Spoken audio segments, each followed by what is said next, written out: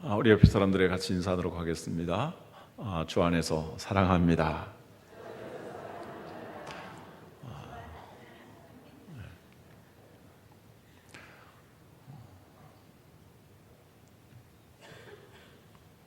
그렇게만 인사하죠. 자아상에 대해서 두 번째 말씀을 드립니다. 지난주에 말씀했던 것 간단히 요약을 해보도록 하겠습니다. 자아상이란 자신을 얼마나 가치 있게 생각하느냐, 자신을 얼마나 능력 있게 생각하느냐, 자기 자신에 대해서 이렇게 이해하고 평가하는 자기 자신에 대한 견해라고 말할 수 있겠습니다. 모세가 가나안 땅을 정탐하기 위해서 12명의 정탐꾼을 보냈습니다. 그런데 10명의 다수의 정탐꾼들은 부정적인 자아상을 가졌습니다. 그들의 자아상은 메뚜기 자아상입니다. 그런가 하면 여호수아, 갈렙 이 두 사람은 정말 영적 거장의 믿음의 자아상을 가지고 있었습니다. 자아상이 왜 그렇게 중요한가? 사람들은 자아상을 따라서 생각하고 행동하고, 따라서 자아상이 그 사람의 미래를 결정해 나가기 때문입니다. 자아상은 크게 둘로 나눌 수 있습니다. 부정적인 자아상과 긍정적인 자아상입니다.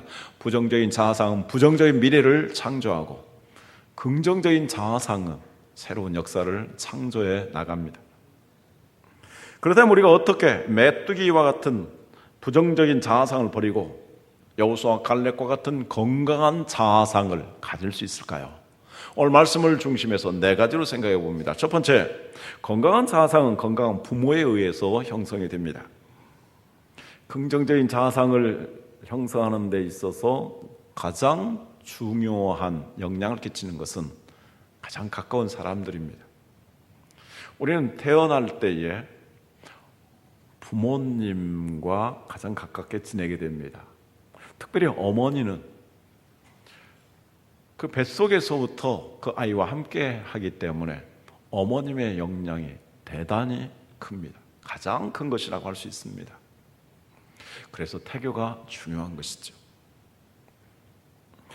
오늘 5절 6절 말씀 보면 모세와 아론이 이스라엘 자손의 온 회중 앞에서 엎드린지라 그 땅을 정탐한 자 중 눈의 아들 여호수아와 여분의 아들 갈렙이 자기들의 옷을 찢고 라고 말씀합니다. 여기 모세와 아론이 나옵니다. 그리고 여호수아와 갈렙이 등장합니다. 이들이 훌륭한 지도자들이 될 수 있었던 것은 그들의 부모님의 영향을 잘 받았기 때문입니다. 여호수아와 갈렙을 소개하면서 그 아버지를 말합니다. 눈의 아들 여호수아, 여분의 아들 갈렙이라고 말합니다. 물론 당시에는 아버지가 그 부모를 대표했기 때문에 아버지의 이름만을 기록하고 있습니다. 성경을 자세히 보면은 어떤 인물들에 대해서 중요하게 소개할 때에 그의 조상들을 거슬러 올라갑니다.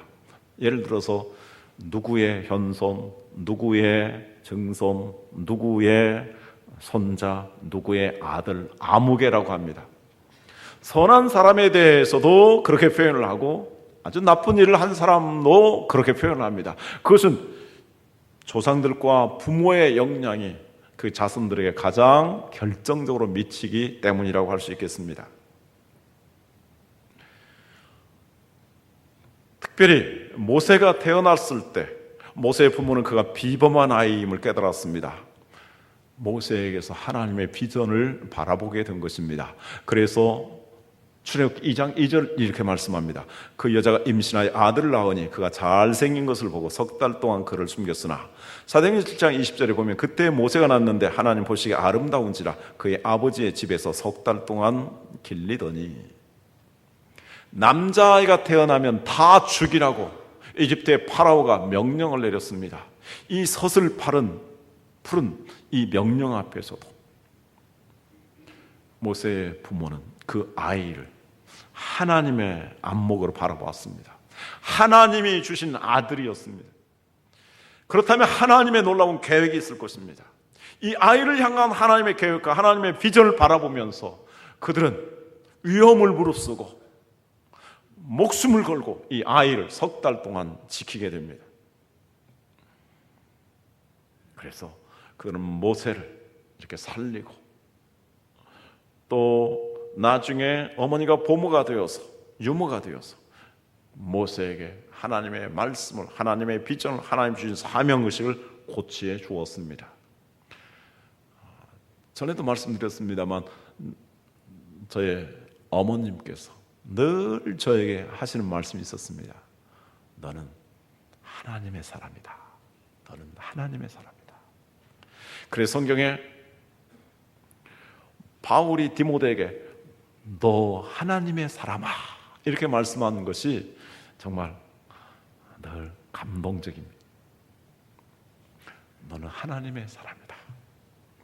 모세에게 형성된 사명의식과 가치관은 이런 어린 시절에 형성이 되었습니다. 그의 부모가 그런 영향을 끼쳤던 것입니다. 그런 까닭에 모세는 장성하였을 때에 참으로 자기 자신이 어떠한 삶을 살아야 될 것인가, 어떠한 사명을 가지고 살아야 될 것인가, 그것을 깨달았습니다.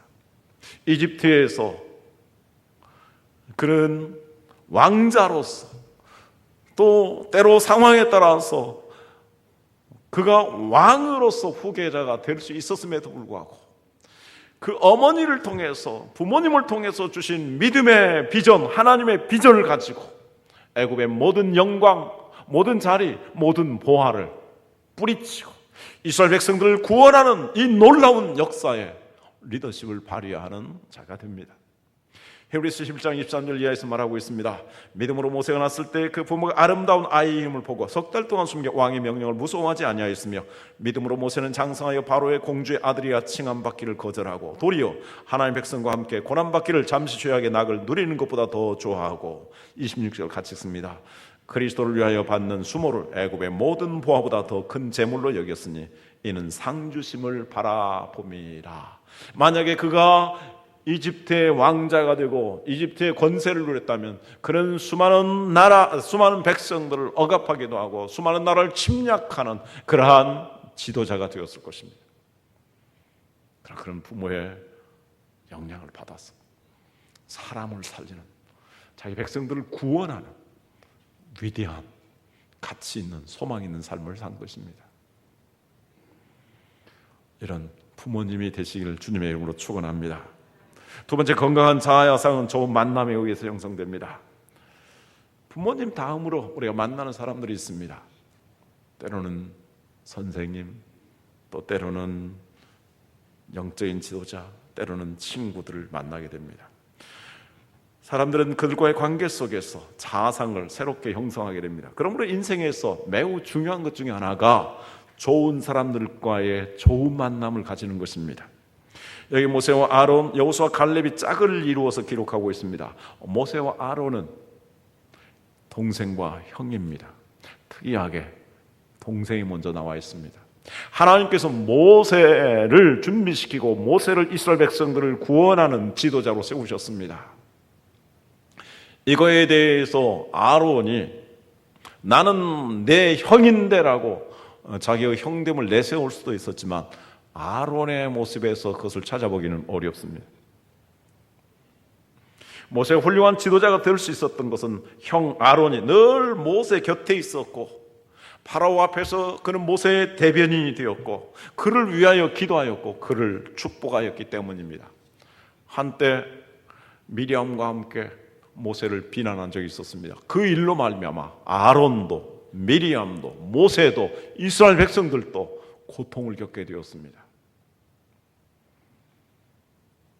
그러나 전반적으로 아론이 모세를 이렇게 지도자로 존중하고 잘 보좌했기 때문에 모세가 훌륭한 리더십을 발휘하게 되었습니다.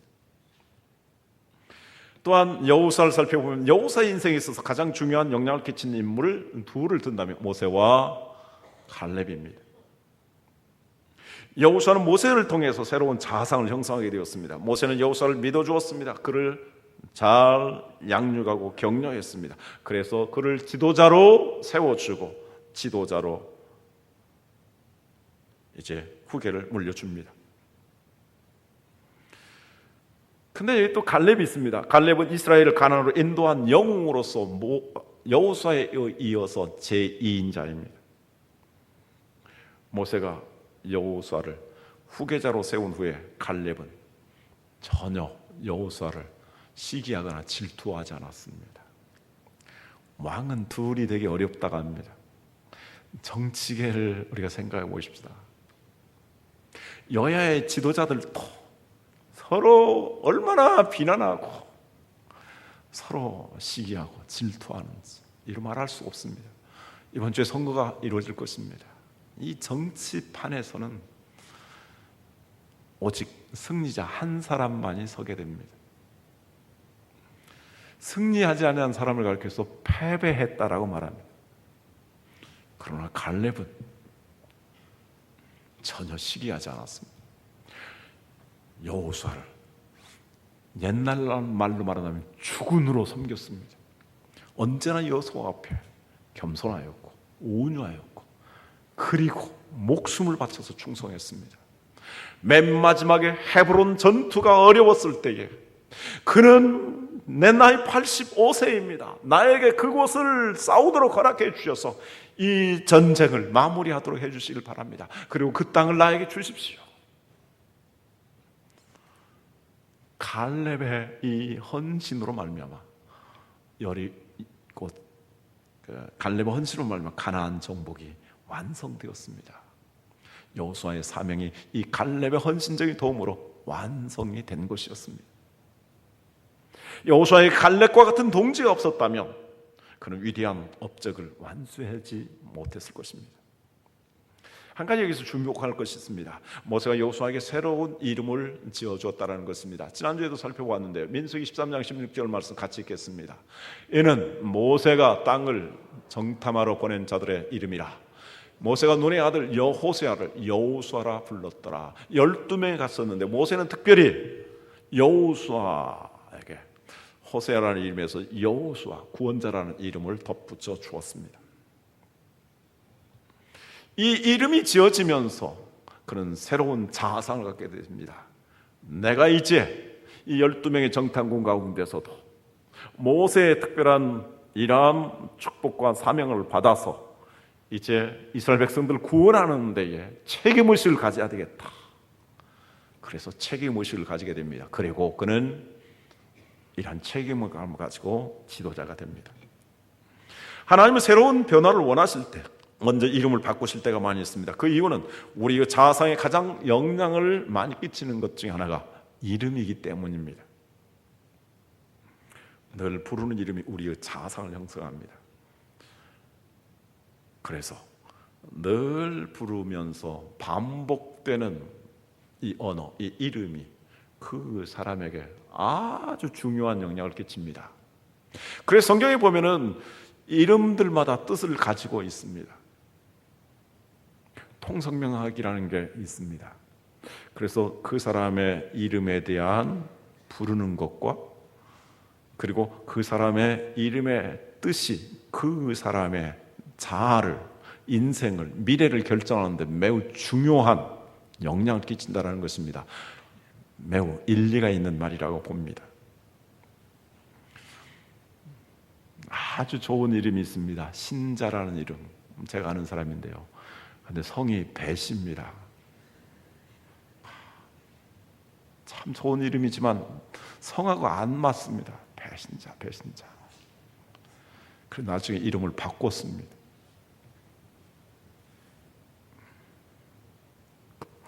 사람들이 얼마나 배신자라고 놀려댔겠습니까? 그래서 이름이 참 중요합니다. 그래서 하나님께서 아브라함에서 아브라함으로 사라에서 사라를 바꾸셨습니다. 아브라함은 큰 아버지, 사레는 큰 어머니라는 뜻입니다. 아마도 그들의 부모님께서 이 세상에서 아주 큰 사람이 되기를, 다른 사람들과 상대해서 비교해서 큰 유명한 일꾼이 유명한 사람이 되기를 위해서 불렀을 것입니다. 그러나 하나님은 그보다 더 중요하게 자기 자신뿐만 아니라 자기 후손들 수많은 사람들에게 복의 근원이 될 수 있도록 열국의 아비가 되라 해서 아브라함으로 열국의 어머니가 되라는 의미에서 사라로 불러주었습니다. 그래서 그들은 이 이름을 받은 다음부터 자기 자신이 이 세상에 얼마나 큰 영웅이 될 것인가 라고 생각하지 아니하고 하나님 주시는 후손을 바라보며 그 후손들을 향해서 믿음의 본을 보여서 복의 근원이 될 것을 그는 추구하게 됩니다. 그래서 그는 믿음의 조상이 된 것입니다. 하나님이 야곱을 이스라엘로 바꾸셨습니다. 야곱이라는 말은 발꿈치를 붙잡다라는 말입니다. 붙잡다라는 말입니다. 그런데 형의 발꿈치를 붙잡았습니다. 남의 것을 붙잡은 것입니다. 그러므로 야곱이라는 이름은 사기꾼 또는 도둑놈이라는 뜻을 가지고 있습니다. 그러나 하나님께서 그가 회개하고 돌아왔을 때에 내 이름이 무엇이냐? 야곱입니다. 너는 적절하지 아니하다. 내가 너에게 새 이름을 주겠는데 이스라엘이라 하라. 이스라엘의 말을 하나님이 다스린다. 하나님이 왕자라는 뜻을 가지고 있습니다. 이제 너는 하나님의 왕자가 되라. 그때부터 이 야곱이 이스라엘로 변화되기 시작했습니다. 그가 성화되었고 드디어 믿음의 조상이 된 것입니다. 이처럼 하나님께서 갈대라는 이름의 시온에서 반석이라는 베드로로 바꿔주셨고 큰 사람이라는 그 사울이라는 이름에서 큰 것은 세상에 이란 영웅이 되는 것인데 너는 정말 하나님 나라에서는 섬기는 것이 중요한 것이고 큰 것이기 때문에 작은 자라는 사울이라는 이름을 지어 주었습니다. 그래서 베드로는 자기 자신이 반석이 되기를 원했었고 그리고 야곱은 그리고 바울은 정말 주의 복음을 위해서 섬기는 자로 살게 되었습니다. 제 이름에 대해서 말씀드린 적이 있을 것입니다. 우리 부모님께서 아버지께서 두섭이라고 이름을 지었습니다. 말두 빛날 섭입니다. 우리 작은 할아버지께서 그 곡물 가게를 하셨습니다. 거기 보면은 말을 가지고 또 대를 가지고 곡물을 담아서 판매를 합니다. 그 말이 번쩍번쩍 빛납니다. 그래서 말이 빛나도록 해야 된다면 내가 곡물 장수, 쌀가게를 운영해야 되겠구나 라고 생각했는데 젊은 나이에, 어린 나이에 되게 싫었습니다. 그런데 제가 성경을 읽다가 놀라운 말씀을 발견했습니다. 디모데전서 2장 20절에서 21절 말씀인데요. 큰 집에는 큰 그릇과 은그릇뿐만 아니라 나무 그릇과 질그릇도 있어 귀하게 쓰는 것도 있고 진하게 쓰는 것도 있나니 그러므로 누구든지 이런 것에서 자기를 깨끗하게 하면 귀히 쓰는 그릇이 되어 거룩하고 주인의 쓰심에 합당하여 하며 모든 선한 일에 준비함이 되리라. 말은 사람의 그릇을 상징하는구나. 그러면 그릇을 깨끗하게 해야 된다. 하나님께서는 금그릇, 은그릇이 아니라 큰 그릇이 아니라 깨끗한 그릇을 사용하신다. 하나님이 나를 깨끗한 그릇이 되게 하시길 바라면서 우리 부모님이 그렇게 이름을 지어준 거로 생각하면서 제 이름에 대해서 저는 감사하게 생각하고 자부심을 갖습니다. 여러분들도 제 이름을 잘 불러주시기 바랍니다. 여러분들의 새 이름은 무엇입니까? 누구든지 그리스도 안에 있으면 새로운 피조물이라고 말씀했습니다. 그래서 캐톨릭에서는 이제 부모님이 지은 이름이 아니라 세례명을 지어주셔서 그 이름의 비전을 가지고 살도록 격려하고 있습니다. 여러분들은 예수 믿은 다음에 어떤 새 이름을 가졌습니까? 이렇게 생각하시기 바랍니다. 나는 하나님의 사람이다. 나는 하늘에 속한 사람이다. 나는 왕같은 제사장이다. 나는 참으로 이 세상에 가치 있는 사람이다. 나는 할 일 많은 사람이다. 나는 하나님이 사랑하신 것처럼 나를 사랑한다. 그런 자아상을 갖기를 주님의 이름으로 축원합니다. 우리 사랑하는 성도님들, 부정적인 10명의 정탐꾼과 같은 사람들 경계하고 멀리 하십시오. 여러분들의 인생에, 신앙생활에 전혀 도움이 되지 않습니다. 잠언 17장 17절 말씀에 철이 철을 날카롭게 한과 같이 친구가 그 친구의 얼굴을 빛나게 한다고 말씀했습니다. 그러므로 좋은 친구, 좋은 동력자, 좋은 스승, 좋은 목회자를 만나고 그들과 아름다운 교제를 나누시기를 바랍니다. 여러분들의 자녀들이 이러한 좋은 사람들을 만나서 좋은 자아상을 형성해서 좋은 삶을 살기를 이렇게 기도하시고 축복하시기를 바랍니다. 세 번째, 건강한 자아상은 반복되는 언어에 의해서 형성됩니다. 앞에서도 말씀드렸습니다만 자아상을 형성할 때 아주 중요한 것이 반복되는 언어입니다. 오늘 7절에서 10절까지 말씀을 보면 여호수아와 갈렙은 긍정적인 말을 계속합니다. 그 땅은 심히 아름다운 땅입니다. 그 땅은 과연 젖과 꿀이 흐르는 땅입니다. 하나님 그 땅을 우리에게 주셨습니다. 여러분들 그 땅을 두려워하지 마십시오. 그 땅에 있는 사람들을 두려워하지 마십시오. 이렇게 자신 있고 그리고 거듭거듭 확신에 찬 말로 담대하게 말합니다. 여호수아와 갈렙은 이렇게 긍정적인 면을 보았습니다. 그래서 긍정적인 말을 합니다. 거듭거듭 그들을 향해서 두려워하지 말라라고 말했을 때 온 회중이 일어나서 그를 돌로 치려고 합니다. 그때 하나님이 나타나셔서 간섭하십니다. 온 백성들을 꾸짖으시면서 이 부정적인 말을 한 10명의 정탐꾼들을 치셔서 그 자리에서 목숨을 거두십니다.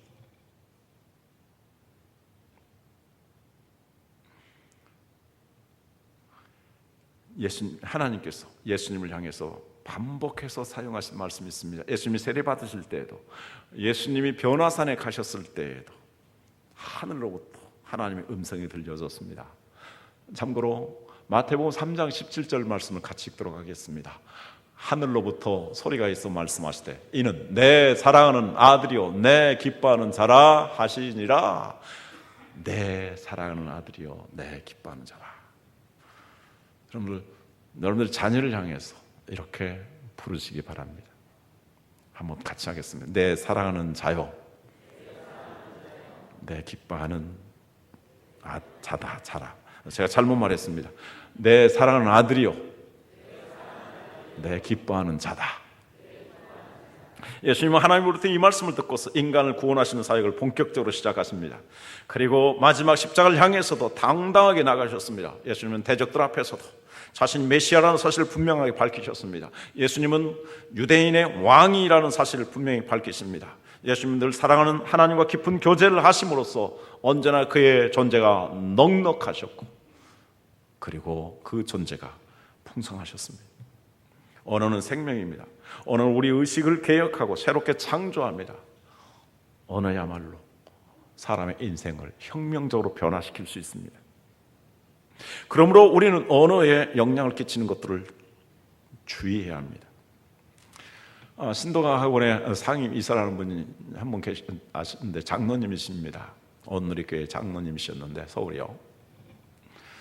이분이 이렇게 간증하는 걸 들었습니다. 그분은 언제나 사랑과 행복으로 충만하다고 합니다. 여러분 어떻게 하면 사람이 이렇게 사랑과 행복으로 충만하게 살 수 있을 것인가요? 그분이 제시하는 방법 너무나도 단순했습니다. 개를 길러서 개를 사랑해주면 사랑과 행복이 온다고 합니다. 어떻게 가능할까요? 개의 이름을 사랑이라고 부르고 개의 이름을 행복이라고 지었다고 합니다. 그래서 그 개에게 먹을 것을 주면서 사랑아, 행복아 하면은 그냥 사랑이 달려오고 행복이 몰려온다고 합니다. 그래서 언제나 이렇게 사랑이 충만하고 행복이 충만하다고 합니다. 여러분도 한번 시도해 보시기 바랍니다. 매일매일 사랑을 부르면서 행복을 부르면서 사랑이 다가오고 행복이 다가옵니다. 요셉이 이집트에서 노예로 끌려갔습니다. 그러나 그는 노예처럼 살지 않았습니다. 그는 하나님께서 주신 거룩한 꿈이 있었기 때문입니다. 언젠가는 마침내 그가 형들과 그리고 부모님으로부터 존경을 받는 사람이 될 것이라는 확신이 있었습니다. 그래서 그는 억울한 일을 당하였습니다. 온갖 고난과 고초를 겪으면서도 자기 일에 충실하였습니다. 그리고 마침내 그는 이집트의 총리가 되었습니다. 그리고 그는 결혼했습니다. 2아이를 낳았습니다. 첫 번째 아이의 이름을 므낫세라고 했고 두 번째 아이를 에브라임이라고 했습니다. 므낫세라는 말은 잊어버렸다는 뜻입니다. 그는 얼마나 억울한 일을 많이 겪었습니까?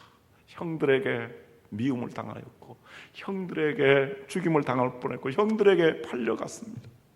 그는 얼마나 노예 생활하면서 정말 한탄스러웠겠습니까? 그리고 감옥에 들어갔을 때 얼마나 억울했겠습니까? 보디발 장군과 그리고 그를 유혹했던 그의 아내에 대해서 원망하게 되었을 것입니다. 그러나 그는 총리가 된 다음에도 이 모든 역사 속에서 나를 인도하신 분은 하나님이시다. 그래서 그 원망과 억울함과 고통과 상처들을 내가 하나님 안에서 다 잊어버리겠다. 그래서 므낫세라는 이름을 부르면서 늘 마음에 되새깁니다. 그래서 그는 그가 총리가 된 다음에도 보디발 장군에 대해서 보복하지 않았습니다. 그 형들이 찾아왔을 때에 나를 이리로 보낸 것은 형님들이 아닙니다. 하나님이십니다. 그래서 얼싸안고 포옹하면서 눈물을 흘렸지 않았습니까? 늘 잊어버렸기 때문입니다. 또 하나, 에브라임은 창성하다는 뜻입니다. 그가 이렇게 훌륭한 사람이 되었습니다. 이집트의 총리가 되었습니다. 얼마나 대단합니까? 세계 최강국의 실제적인 통치자가 된 것입니다. 그러나 이 모든 것들이 하나님의 섭리와 하나님의 은혜로 된 것으로 알고 그는 겸손했습니다. 교만하지 않았습니다. 그래서 그는 역사에 빛나는 훌륭한 지도자가 된 것입니다. 이름을 부르는 것 참 중요합니다. 그러므로 여러분들의 자녀를 만날 때마다 축복해 주시기 바랍니다. 반복해서 축복하시길 바랍니다. 축복하면서 기도하시길 바랍니다. 기도하면서 그 미래를 바라보면서 기대하면서 여러분들이 그 이름을 부르고 하나님 앞에 올려드리고 하나님께 기도할 때 그 자녀들이 훌륭한 하나님의 자녀가 될 줄로 믿습니다. 너는 하나님의 자녀다. 너는 왕같은 제사장이, 너는 가치 있는 사람이다. 너는 예수 그리스도 안에서 할 일이 많은 사람이다. 능력 주시는 자 안에서 모든 것을 할 수 있다. 나는 너를 진심으로 사랑한다. 이렇게 축복하시기를 바랍니다. 그리고 여러분들 가까이 있는 사람들 만날 때마다 이러한 칭찬과 격려를 아끼지 마시길 바랍니다. 그럴 때 그러한 축복을, 그러한 사랑을 받는 사람들은 안정감을 갖습니다. 소속감을 갖습니다. 자부심을 얻습니다. 자신감을 갖습니다. 이렇게 언어는 사람의 마음을 바꾸고 사람의 인생을 바꾸고 사람의 미래를 창조적으로 만들어갑니다. 마지막, 건강한 자아상은 좋은 환경에 의해서 형성됩니다. 우리의 자아상에 가장 영향을 주는 것은 환경입니다. 나쁜 환경은 부정적인 자아상을 만들어냅니다. 10명의 정탐꾼과 이스라엘 백성들이 부정적인 자아상을 가질 수밖에 없었던 것은 그들이 400년 동안 노예 생활을 겪으면서 그 생활에 익숙해졌기 때문입니다. 그래서 그들은 종처럼 생각하고 노예처럼 행동하고 말을 합니다. 1절의 4절 말씀 봅니다. 온 회중이 소리를 높여 부르짖으며 백성이 밤새도록 통곡하였더라. 이스라엘 자손이 다 모세와 아론을 원망하며 온 회중이 그들에게 이르되 우리가 애굽 땅에서 죽었거니와 이 광야에서 죽었으면 좋았을 것을 어찌하여 여호와가 우리를 그 땅으로 인도하여 칼에 쓰러지게 하려 하는가? 우리 처자가 사로잡히리니 애굽으로 돌아가는 것이 낫지 아니하랴. 이에 서로 말하되 우리가 한 지휘관을 세우고 애굽으로 돌아가자. 애굽으로 돌아가자라는 것은 무슨 이야기입니까? 차라리 애굽에서 노예 생활, 종 생활하는 것이 낫겠다라는 것입니다.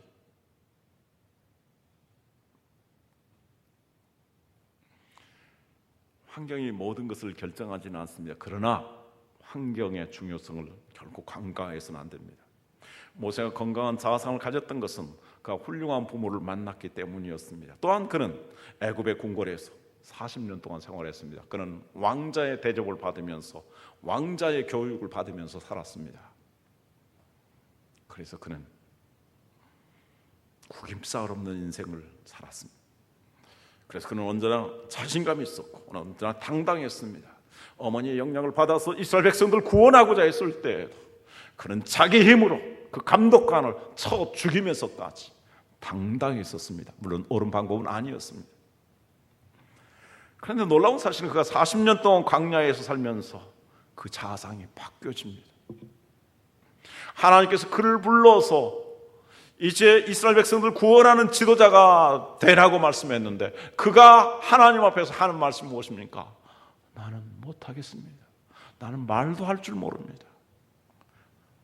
못한다라는 것입니다. 여기 10명의 부정적인 정탐꾼과 같이 메뚜기의 자아상을 가지고 그는 아무것도 못하겠다라고 말합니다. 그는 바로를 두려워했고 무서워했습니다. 출애굽기 3장 11절 말씀 같이 보도록 하겠습니다. 모세가 하나님께 아뢰되 내가 누구에게 바로에게로 가며 이스라엘 자손을 애굽에서 인도하여 내리이까? 이어서 출애굽기 4장 10절 말씀 같이 읽겠습니다. 모세가 여호와께 아뢰되 오 주여 나는 본래 말을 잘 하지 못하는 자니이다. 주께서 주의 종에게 명령하신 후에도 역시 그러하니 나는 입이 뻣뻣하고 혀가 둔한 자니이다. 저는 못 가겠습니다. 보낼 만한 다른 사람을 보내십시오라고 말합니다. 이렇게 모세가 양을 치는 양의 똥 오줌을 가리면서 양의 종로로 하며 살면서 이렇게 자아상에 무너져 내려갔습니다.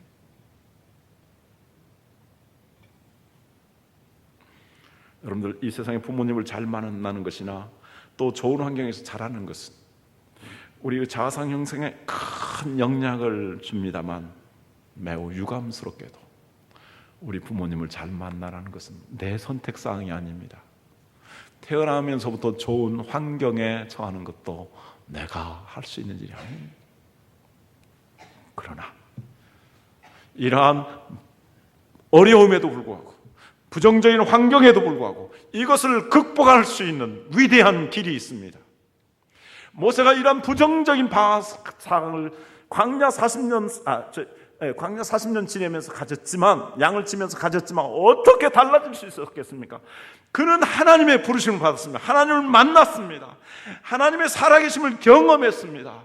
그리하여서 그는 이스라엘의 훌륭한 지도자가 되었습니다. 마지막으로 다음 주 우리가 하나님을 만남으로 말미암아 얼마나 놀라운 아름다운 자상을 가지고 얼마나 훌륭한 삶을 살 수 있는가에 대해서 같이 말씀을 나누고자 합니다. 기도하겠습니다.